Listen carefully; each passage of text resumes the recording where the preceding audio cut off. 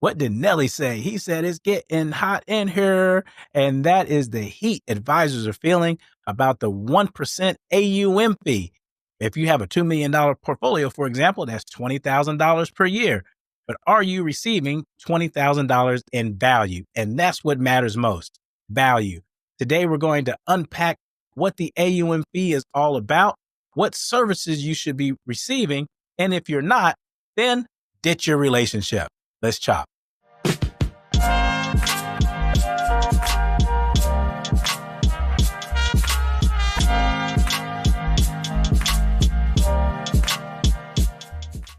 If you're wondering whether financial advice is really worth it and you want to understand fees and services and how you should partner up with a financial advisor, this show is for you. Hi, I'm Dr. Preston Cherry, founder and CEO of Concurrent Wealth Management, where we help you align your life and money so you can live your wealth your way. And if you like what you see and hear and feel on the show, then like and subscribe to the show. Share it with your family, friends, and colleagues so you won't miss a show. All right, let's chop. Ooh, there's a lot of heat about the 1% AUM fee, and it's not good.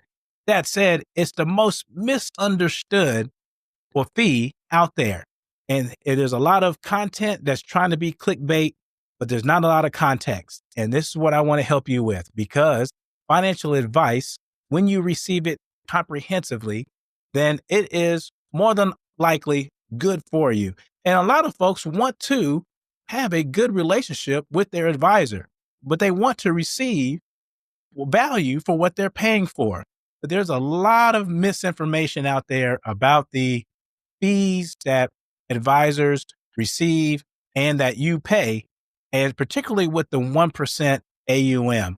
Now, I'm going to break it down for you. And I don't want you to say, well, this is a financial advisor talking about fees. Why should I trust this guy? Well, I have your best interest at heart. I wear multiple hats. I wear an advisor hat. I am a professor. So I'm responsible for the human condition of young people at their most opportune times in their lives. And I'm also responsible for you as a certified financial planner, a CFP holder. I hold that designation, and I adhere to having your best interest at heart. And also too, just for my personal mission statement is advancing the human condition through financial advice and education. And I want this to be the final and last episode or blog or any information that you ever read about the miseducation of the 1% AUM, what it is, what it isn't, and what services you should be receiving. And also what all the other fee structures are out there and what is important. So let's chop it up about why the 1% AUM fee receives so much backlash. Well, all the financial gurus out there will tell you that you are overpaying in your financial advice fees, particularly the 1% AUM, and you should not be paying it at all year over year to receive financial advice. Your fee, you should be receiving value for your fee. What you receive in value is going to justify why you would pay such a fee. It just happens to be a 1% AUM. Here at Concurrent Wealth Management, we have a recurring flat fee, and we'll talk about that in the second segment. Now, here is all the backlash about the 1% AUM. Back in the day and still today, the AUM fee is asset under management, meaning if you have an investment portfolio, whether it be in a brokerage account and or your retirement accounts, then the advisor or the firm that you're working with will charge you a 1% fee of the assets that you hold.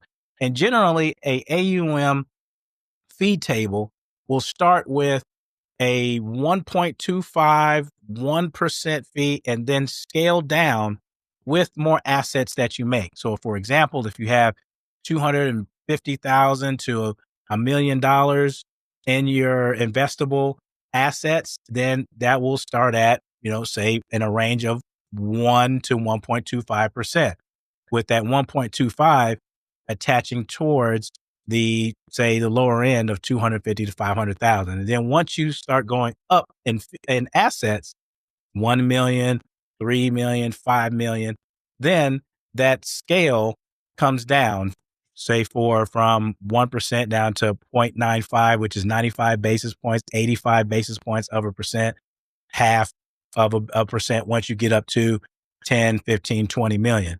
All right.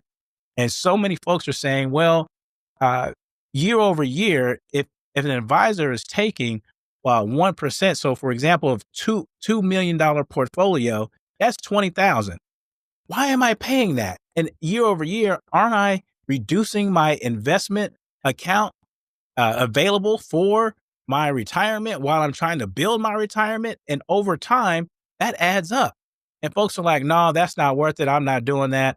The fee is the AUM, the assets under management fee is attached directly to my portfolio. And what am I getting when I could go out there and pretty much do it myself?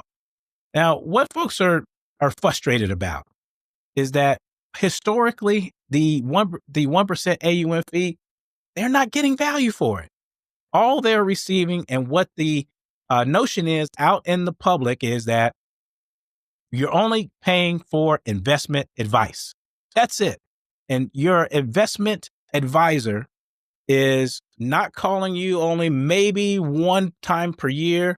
They are not touching any aspects of comprehensive financial planning at all, which we talked about in a previous episode, where comprehensive financial advice and planning is about tax planning, retirement income and savings, cash flow, debt management, lifestyle planning. I think I said retirement, estate planning, all of these insurance and risk, all these other aspects of your life and money. Is that tied into your financial advice that you are receiving? If not, then of course, if you're getting charged 1% and you're only receiving one phone call a year and you're only talking about investments only, then no. Yeah, that is not return on relationship. That's not return on value at all. And however, if you're paying a fee, whether it be assets under management, flat fee, fee only, and we'll talk about all these fee structures here in the second segment, and you are receiving a comprehensive financial planning, financial advice relationship, both quantitative and qualitatively, meaning your life, your goals, your aspirations, where you are now, where you want to go. All right. That's the quality of life aspects. And then the quantitative aspects, things that you can count, like the Count Dracula, right? 1, 2, right? They all have numbers to them. What is your financial freedom number? What is your tax planning going forward, right? What is your risk analysis? Where are you in your liability, your home, your life, your auto, your property and casualty, all these, right?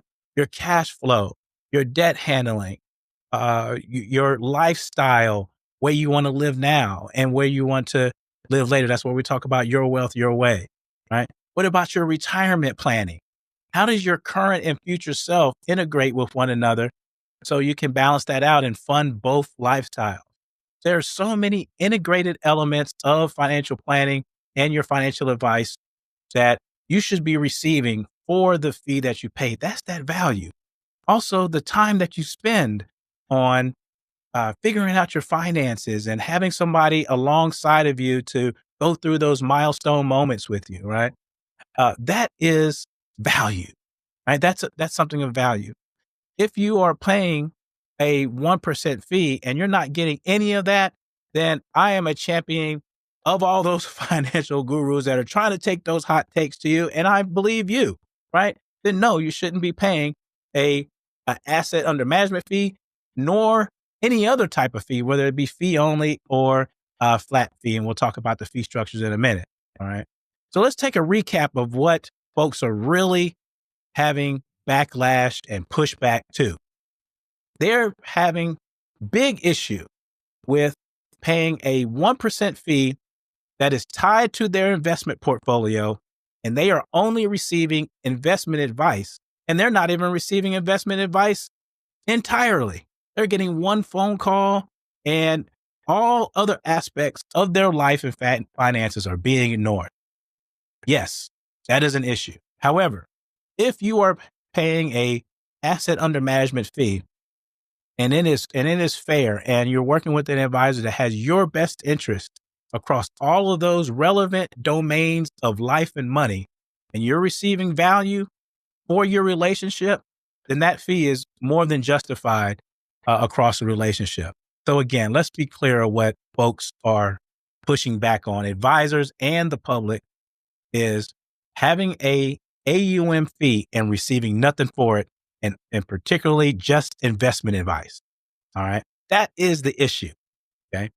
So using that example again of $2 million portfolio and paying a $20,000 fee, if that fee is receiving comprehensive advice, then that could be a good fee for you. All right. Now moving on to what all of these different fee structures are, right? Now, back in the day, a financial advisor was known for just commission only, selling you product, whether it be a mutual fund, a life insurance policy, or an annuity, or any type of product out there that was commission based, and including your investment portfolio, and lining their pockets and thinking about themselves and not your best interest first. Well, times have changed. Okay. Now, first of all, product solutions are not bad. If your financial advisor is good at not only providing financial advice, but also a product solution such as life insurance, then that is in your best interest. It must be in your best interest, right? And that there's a process to comprehensive financial planning and advice too. It's learning about what your goals are, learning about what you need for your life and money, right? And not only do you need financial advice, you need your best interest first product solutions that will help you. All right. And if your financial advisor has knowledge of these, fantastic. Then they can help you with that product solution along with financial advice, okay? Comprehensive financial advice, whether it be life insurance or any type of product solution. Okay. Now, if they don't have the expertise, and this is in the CFP guidelines, if they do not have the expertise to help you, then they need to refer that out to another professional, whether it be a life insurance agent or an annuity agent, so on and so forth. But here's the key. Totally ignoring a solution is not a good thing, because that's not in your best interest either. Because if you were to have a worry about outliving your money, okay, an annuity may help. If you are trying to protect your family against unexpected death of one or two of the breadwinners, then life insurance is for you. If you're trying to protect your assets, then that could be for you. So I just want to make that clear that the product solution itself is not bad. It's the person that doesn't have your best interest at heart. And if it's missold, that is the issue, right?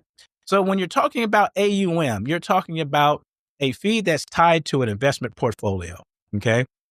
Now, you can also receive a fee only, and that is receiving a fee only for the advice that you're giving in a comprehensive manner. Okay. Without any commission or your advisor having the ability to offer you a product.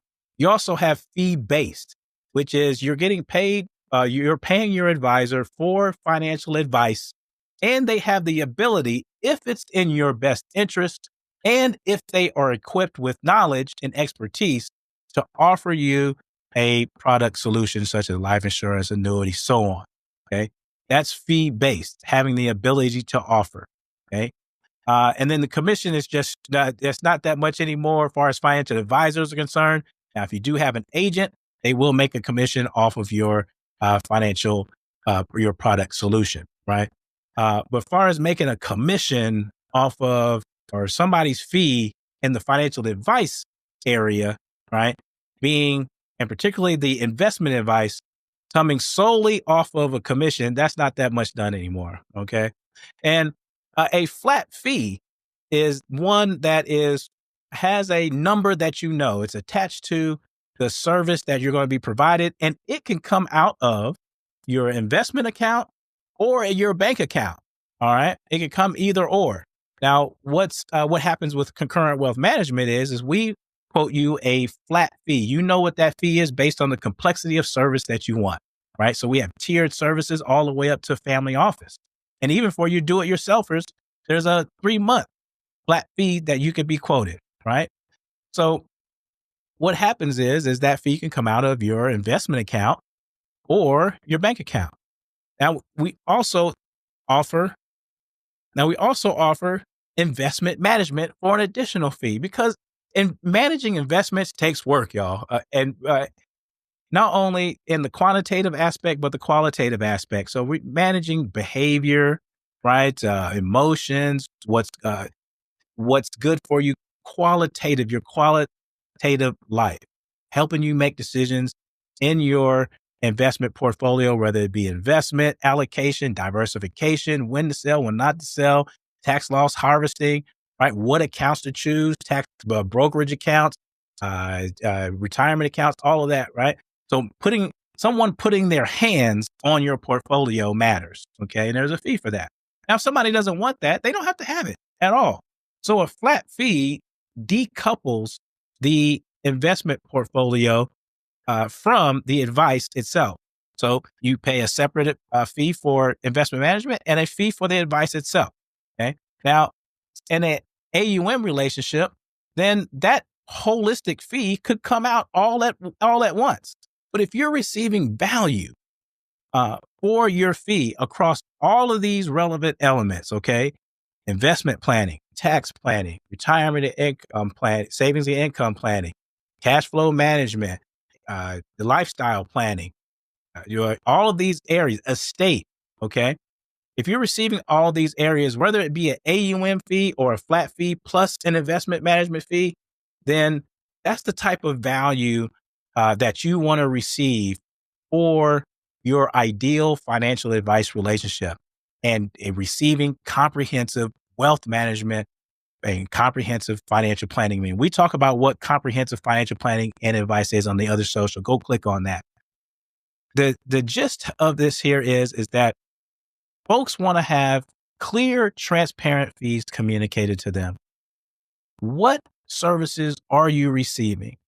How can you measure the essentialness of the relationship, right? How many meetings are you having per year? How many domains of the comprehensive financial planning spectrum are you receiving, right? If you are paying for investment management, what does that all entail? As far as I mentioned, tax loss harvesting, rebalancing your portfolio, all of this, right?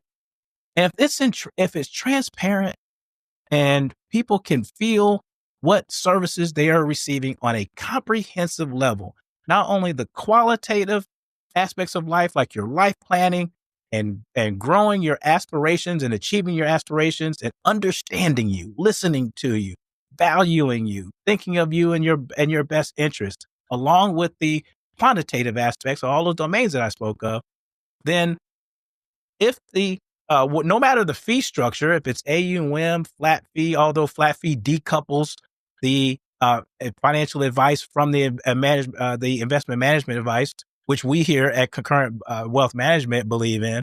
All right. But if you're receiving this holistic value, all right, then the fee that you're paying is justified. And I also want to just recap that if your financial advisor has the expertise and the capacity in order to offer you a solution, and that's okay as well. All right. And then lastly, I'll wrap up with the fee only aspect, and just fee, meaning that advisor will not have or chooses not to offer any product solution, and you're just getting a fee for advice. That works as well. All right. The key is what type of services holistically are you receiving? Do you trust them, and are they transparent? All right. The 1% for investment advice and sales only all right, days are gone. And if that's what you're receiving, you should ditch that immediately. All right. But if you have a holistic relationship and your fee is transparent, then that fee is for you. It's kind of like that Bud's for you. Remember that beer commercial in the Super Bowl? Let's close with some of the aspects that concurrent wealth management helps our clients with and what you should be receiving as well. If you're not receiving this, then you need to rethink your relationship. There are so many applications of your finances that should be addressed. There are so many, and we even have a checklist for you. So we'll be putting that up on the website soon. But what are some of these aspects, right? Well, how is your relationship with money, past, present, and future? How are your attitudes, your cultures, your beliefs, your experiences, your identity of self, uh, your money talks in the home with your children, your adult children, your cross generational talks, your couples talks with your spouses? How is all of that human information being asked of you? Financial planning is a process. Wealth management is a process. Learning about the person first and then applying that to the principles of money. All right. That's first off. Then there's all these other relevant elements of your life and money. What are your aspirations? Where do you want to go? That's going to inform what the numbers are. It's feelings and finances. And here are the measurable finances parts, right? You can have equity compensation in your corporate job, right? You can have a 401k plan. You can have employee benefits, your health, very important. Uh, Long-term care, if that's what you choose to insure against, which is needing elderly care towards the end of your life. Estate planning. What is your legacy? Who do you want to leave money to? Who do you want to control the uh, financial aspects and the life aspects of your life in case or when you pass away, right? How do you want your family taken care of? How do you want your legacy to be? That's all estate planning, tax planning year over year, right? How does that look now? How can you improve upon it? How can you get ahead of it? If you're a business owner, how are you evaluating your business and how does that work its way into your retirement planning? And speaking of retirement planning, how are you? Do you know your freedom number? How do you come to that? And what does it look like? What do you want to aspire to? And how do you go about funding it with all of your resources? What accounts do you use? Brokerage accounts, partnering up with your IRAs, Roth conversions, your traditional IRAs, your 403Bs if you're at a government or a public institution, right? All of these aspects. Your lifestyle and cash flow planning. How does that look? And speaking to you, high income, high asset earners, and particularly those in your 40s, 50s, and 60s, all right, you have complexity in your life that you want more confidence, you want more clarity on, you want to have your feelings and finances managed in a way to where you're getting a return on your relationship. All right. And if that's what you aspire and that's what you value most, you're going to have a great relationship with a financial advisor, particularly one that has a transparent fee structure that is for the financial advice and investment advice, if you so choose. And any one of the fee schedules, whether it be AUM, flat fee, which decouples the investment advice from the financial advice, which we have here at Concurrent Wealth Management, or a fee only structure, it's the value that you're receiving for the fee. If you're paying a 1% fee, AUM attached to your portfolio, and you're only receiving one call and you're only getting investment advice, then that's what people are talking about, whether it be a financial guru or a Reddit thread or ChatGPT or your neighbor down the street. That's what they're talking about. And anytime you hear a 1% AUM fee and people are talking about set that relationship on fire, they're talking about one service being received and that service not even being received good or well. All right. So the AUM fee discussed, fees discussed, transparency discussed, trust discussed. All right. What you should be receiving. And if you're not receiving it, ditch it. If you are receiving it or want it, go get it. All right. I hope this is the last and only episode you ever have to watch about the getting hot in here 1% fee. All right. If you like what you hear, feel, and see on this show, then like and subscribe, and we'll chop soon. Cheers.